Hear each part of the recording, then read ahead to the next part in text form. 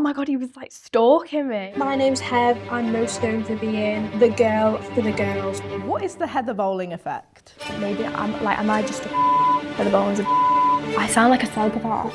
You got your vagina waxed. Sorry, am I talking too much? Do we need to stop? No. I am never dating anyone on social media ever again.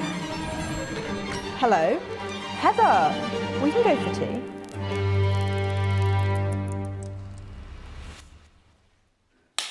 I'm Heather Bowling and this is who I really am. I'm here with Heather Bowling, the internet's girl's girl, co-founder of Bye Babes and the owner of the longest lashes in the UK.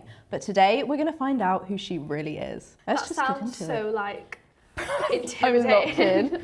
After appearing on Locked In, you said so many neurodivergent people reached out to you. What were they saying? Oh my God, so I brushed it off at first. I think I was really overwhelmed when I came out of Locked In, so I just didn't really, and I had quite a bad reaction as well, so I kind of just brushed everything off as like an insult, and it's not an insult. You were offended that they were diagnosing you on the internet. Yeah, but I also thought it was their way of like insulting me, you know, because I was already getting like a bad reaction. Mm-hmm. I didn't actually think that a lot of them were saying it as like, let me help Girl. you, Hev, like, Yeah, it's yeah. really obvious. And it wasn't until my boyfriend noticed it in me, and he said to me in the car, he was like, "You're dead rude, you." And I was like, what do you mean? And he was like, "No, you don't mean it, you just miss social cues." What kind of social cues? You know, like small talk, like greetings, like, Hate it. "Hi, how are you? You okay?" Mm-hmm. And then in my head, I'm like, "Right, you okay? Yeah, are you? Yeah, I'm good, thanks." Do you know, stuff like that that's comes natural to some people. If I'm not on it that day and I'm a bit tired, it's just, I won't Blank. relay it back to people. And then I got in a conversation with one girl who said, "Hev, have you been diagnosed with ADHD and autism? I really see myself in you." It was never ever flagged to my parents in school or anything, like it was never a concern, no one had ever said it to me. Then I went to get a test and got diagnosed. What is the process for that? I originally applied for an ADHD test. So you had to fill out a form where it's like 1 to 5, like questionnaires. And then I had to get a family member to fill out a form. So I got my mum to do it. And she'd put like 5 for every single question. I was like, I'm not that bad. And then I had it was like a 3-hour Zoom call with this doctor. And eventually when I got my report, I'd realised that he was observing me the whole time. So in the report, it was like Heather would not stop moving her necklace. She wouldn't make eye contact. She'd do this. That and made me spiral. I was like, oh my God, he was like stalking me. Yeah. And then after the ADHD one, he said, "I noticed a lot of ASD traits in your autism." So then I got a test for autism. Just kept adding to the list. Yeah, and I suspected I was autistic as well. Have you got an autism test? I've not gotten diagnosed because, and I think this is like interesting. I'm worried being in this industry. I've had like a good few auditions for reality TV. Yeah. Flex. And I ended up, a while back, I ended up making it to like the final casting stages of Love Island. And Oh my God. You'd be so good on that. But I have been diagnosed with OCD. Yeah. And I had to have like a consultation with the doctor for Love Island. And I had to tell them about my OCD because they go back through all your medical records. And then all the other reality TV shows I've been scouted for since then, they're like really heavy on your medical record. So I was worried if I had, OCD was already, they were like, ooh. And then you add autism and ADHD. If I'm adding more on there, I'm worried that it's gonna like stop opportunities. But I think there's so many people like in their 20s and their 30s that suspect they have something, but they think it's too like late or not helpful. How has it helped you? I'd say at first it gave me like relief. And I also got into conversations with like other autistic girls, and it was really nice, like relating to other girls who've been through that. But then after a while, it turned into not grief, but kind of like looking back at high school and primary school and college, like feeling sorry for myself. Yeah. Like having to deal with it by myself. And like I did fine, don't get me wrong, I got all my GCSEs, I got A's in my A levels, and I got a 2-1 in my degree. But I think for me it was more the social side of it, and I just wish I could have been more aware that I had that. And like even with jobs, when I was a teenager, I used to always get told off by the staff for being rude to customers. I feel like when you're a neurodivergent person, you don't understand social rules. That's what I was always like growing up. I was always questioning everything, like, well, if they're rude to me, why am I not allowed to give that back? How can they give that to me? So I'd always get in trouble in jobs, and I remember thinking, maybe am I just a cunt? I used to, like, I genuinely used to think that, like, am I just a cunt? And I'm like, no, I'm not. Like, I'm a nice person, but I just don't agree with certain things. So it was nice to like look back and like kind of understand why some things happen and why I react and respond the way I do. I feel like obviously you've chosen not to get diagnosed. I think it would help me, but I also feel like there's so many people around me telling me. And you just know. I feel like I know. Yeah. I feel like I've always known. It's like you don't need a doctor to tell you that you've got autism. I still think that's crazy though, that like people spotted it and messaged you. And I can now spot it in other girls. People. Yeah. And I feel like even when I met you at that Rimmel event. I was giving autistic. And we like kind of clicked and we just got into conversation. You don't need to I'll diagnose you.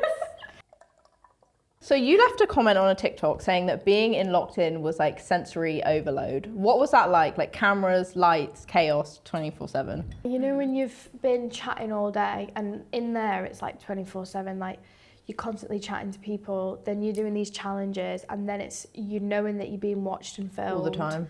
And then I don't have time at the end of the day to sit in a dark room and vape with my AirPods in. So it was like... Essential me time. Yes, but so it was like constant sensory overload. Everyone in there was lovely, like I got on with everyone, but there's huge personalities. Some of them only on camera, but a lot of them were off camera. As well. And I'm not like that. I feel like on social media, I kind of play like a persona, not a persona, but... The best version of yourself. Yeah. I feel like I forgot about the cameras after 2 days. That's probably a good thing. They could see the real you. And they told you were autistic. Yeah, exactly. So it led me to get my diagnosis. So. Would you do another one? Not necessarily Locked In. You wouldn't do like Big Brother? No. She will not be on our TV screens. So you met your boyfriend on Locked In. Do you ever wish that you just like met on Hinge? What is being in the public eye and dating like? Well, we're not anymore really. There's just so many freaks. Like you guys are freaks. And honestly, just very invasive, very sabotaging. I feel like our audiences are very different. Yeah. It was just giving us constant anxiety, and his audience really did not like me at all, and they seem to think I'm some sort of gold digger. Not true. No. Miss Bye Babes. I bet I bet he's the gold digger. No, he's not. I would not recommend a public relationship to anyone. I genuinely don't know how people do it. Like these couples that come out of Love Island. I was actually speaking to Shakira the other day from Love Island, and we were speaking about it. Everyone putting the 2 pence in, people from the past coming up. He'd get messages about me that weren't true. I'd get messages about him that weren't true. Like I couldn't do that. Genuinely insane. Like some of you guys are actually insane. On the note of insane people, I literally have to ask you. My dream is to open my TikTok page and there's an edit of me and I look really good and I sit and watch it. I've seen so many edits of you. Do you watch them? Do I watch them? They're on my camera roll. Oh my god! Saved to my camera roll. Is it like being in a real life fanfic? Yeah, it's amazing. But I remember when I first picked up in 2023, I used to get the best edits ever to like, do you know who Chase Icon is? To her songs. Wow. And they were the most amazing thing ever, and I'd literally sit and just watch for hours. Yeah, okay. So, thanks for the edit. That's exactly what I would do. I'll make an edit of you. Please. When I went through a breakup, I once made an edit of myself to make myself feel better. And it does, it boosts. I'd sit and just be like, It boosts your serotonin, it's so good. You got your vagina waxed and you said it was the most like horrendous experience of your life. I'm really hairy and I've been considering it. Stay with the bush. I can't even describe the pain. I had my legs waxed and it was awful. Right, that on steroids. And she literally did a tiny little bit near my bikini line and I was seeing stars. What I recommend, have you seen that Philips shaver? It's not a razor, but it's like an electric shaver. Electric? It's wet and dry. It doesn't give you any cuts like a razor does, and it gets... right now. It gets a really close shave, not an actual, the Philips razor. I'll send you a link razor to it. Not and it's like... I also have to ask, what is the Hev Bowling Effect? Oh my God. I remember when people started saying that. And they all did it with this. That. Oh yeah. Yeah. What's the Hev Bowling Effect? I don't know. How do I get it? I think it was... I don't know what made people start saying that. I think it was just, you know, when I'm dolled up and I'll put my camera up, you know, when I'm saying about my alter ego, me after a glass of wine. Yeah. Just give attitude Just give to the Hev Bowling Effect. And be full of myself. And girls were like, Yes. Love it. My last questions for you are around Bye Babes. Yeah. Because I saw that you built that with your ex-co-worker who became your business partner. I know there's so many people that like want to quit their jobs with their co-workers. So how did that come about? So I actually went to Megan to get my Botox. And Megan is your like business partner? Yeah. When I was in first year of uni, she actually messaged me on Christmas Day saying, "Hi babe, could you run my socials?" And I was like, yes, of course I can. So all whilst I was managing her socials, my socials were growing. That helps. I'd used loads of lash serums before. You've got crazy lashes. Thank you. I actually need a lift at the minute because they're going a bit straight, but... that is an insane statement. Oh my God, I should have brought you a serum. I'm such a bad person. I know. I'm kidding. I'll put it on my bush. That's Danny Babe's Law, if you Danny don't Babe's understand Law. that. So I tried every lash serum, but they all had prostaglandins in. So I had long lashes, but the circles around my eyes were horrendous. And loads of girls always used to ask about my lashes. And we noticed a little gap in the market. By November 2024, we'd launched. So through summer, we were like thinking of names. We didn't actually have Bye Babes at first. It was just Lash CEO.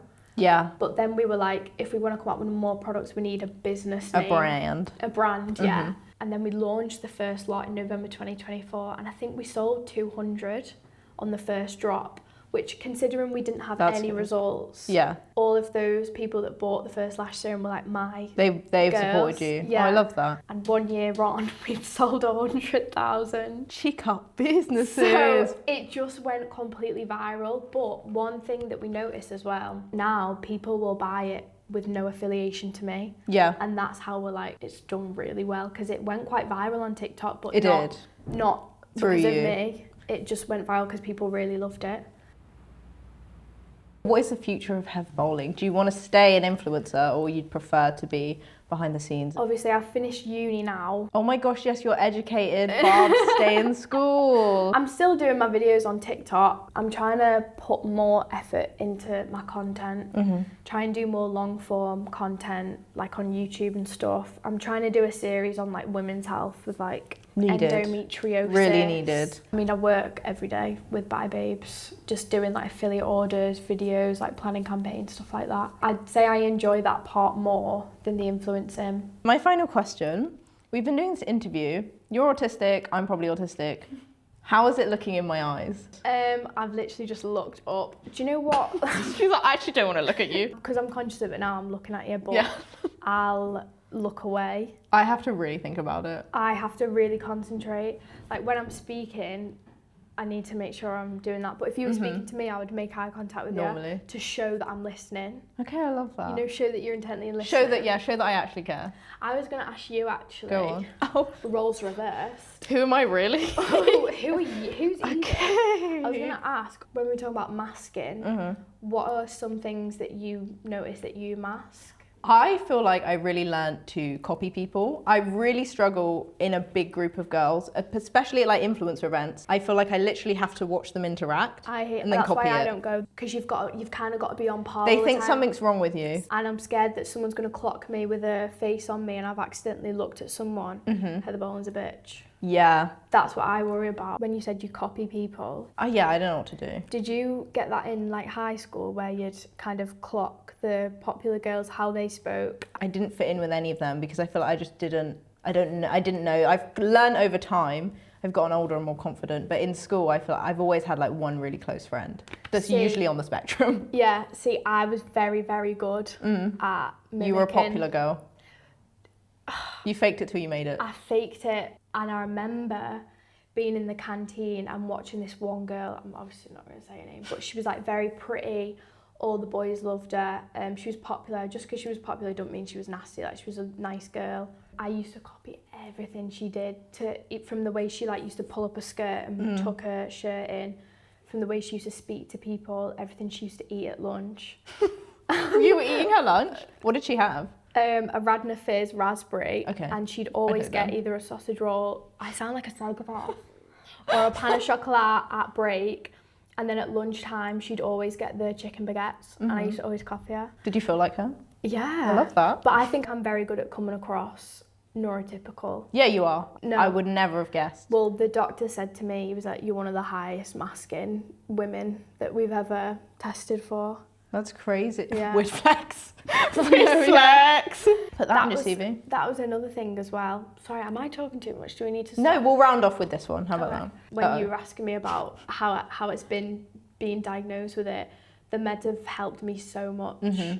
And the things that I'd struggled with before, I didn't even think was ADHD. I'm the same. I'm on medication for OCD, and when I took it, I was like, wow, I had so many other issues. Yeah. I remember, this sounds so mad, but when I took my ADHD medicine for the first day, I was like picking things up off the floor without having to think about it. Like I'd just do it, whereas usually I'd have to say in my head, right, I'm going to put some music on, I'm going to have a scenario in my head to pick these socks up off And the get floor. myself to do it. Do you know what I mean? Yeah. And then there was also ADHD paralysis where I'd have all these things to do and I couldn't organise them, so I wouldn't do anything. Wait, you're describing me. I don't like it. Now with these meds, I'll make lists every single day of everything that I need to do and tick them off. Wow. So I've literally been so much more productive. It's literally been the best thing ever. So we're rounding off with do drugs.